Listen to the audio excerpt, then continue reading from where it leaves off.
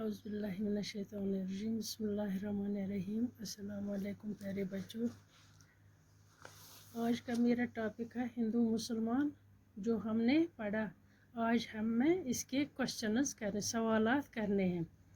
तो हिंदू मुसलमान सबक हमने पढ़ा। मेरे प्यारे बच्चों, आपको याद होगा हिंदू मुसलमान नज़म का माने भी मैंने आपको बताया। अब आप बताइए इस नज़म का लिखने वाला कौन है? जी, त्रिलोकचंद महरून। त्रिलोकचंद महरून ने इस नज़म में क्या बताया है?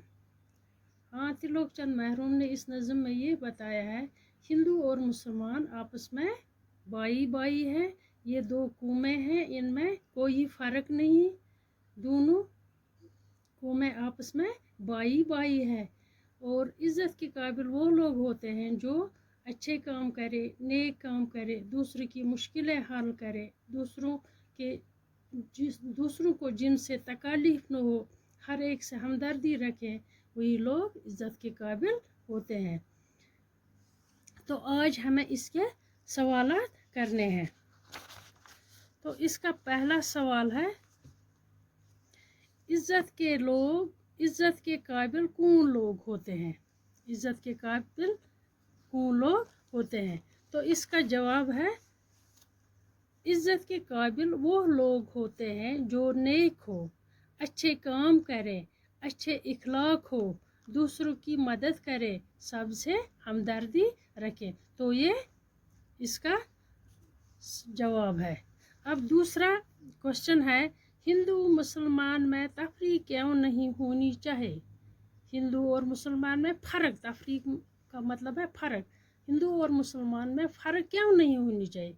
क्योंकि हिंदू और मुसलमान में फ़र्क नहीं है, क्योंकि हिंदू और मुसलमान आपस में भाई भाई है। दोनों को पैदा करने वाला सिर्फ अल्लाह है।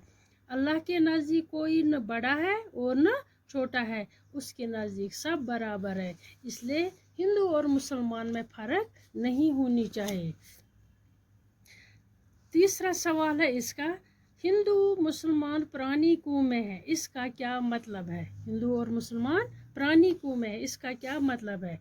इसका मतलब है हिंदू मुसलमान पुरानी कौमें हैं। इसका मतलब है जब से हिंदुस्तान वजूद में आया तब से हिंदू और मुसलमान इस मुल्क में आबाद है।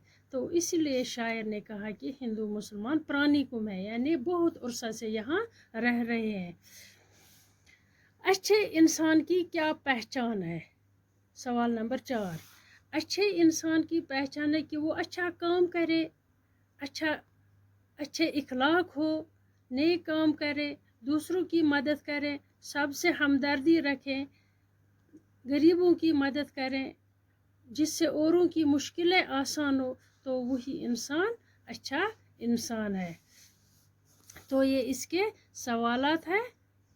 अब नसर में लिखिए।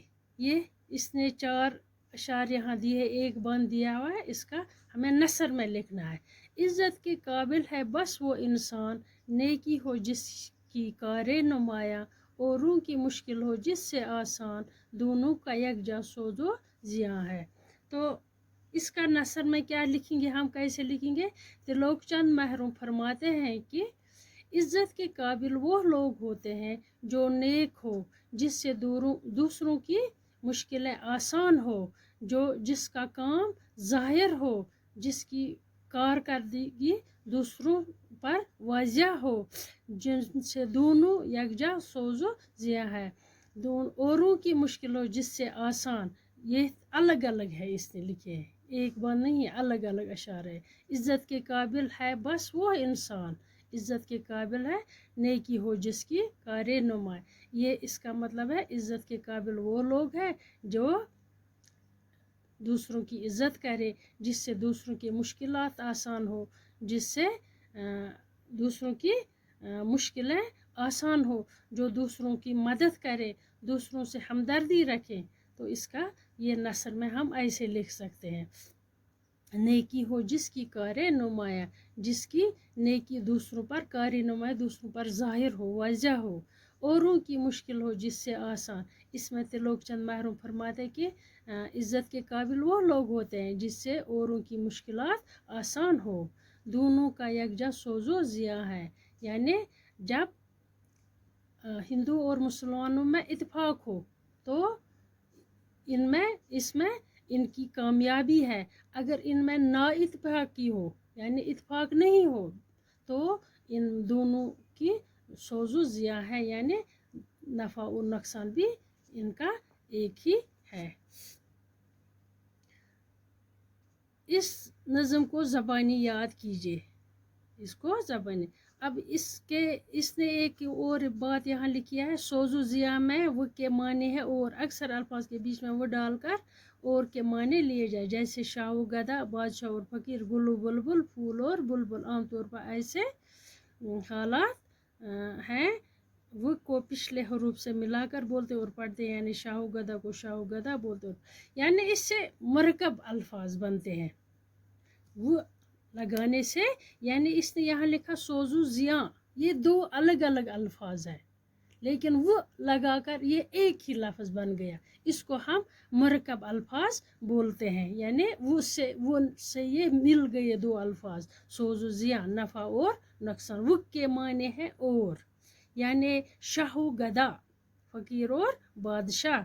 इसी तरह गुलू बुलबुल फूल और बुलबुल, तो वो के माने हैं और, वो से ये मरकब अल्फाज बनते हैं, वो लगाने से दो लफ्ज़ों के बीच में वो लगाने से ये मरकब अल्फाज बनते हैं।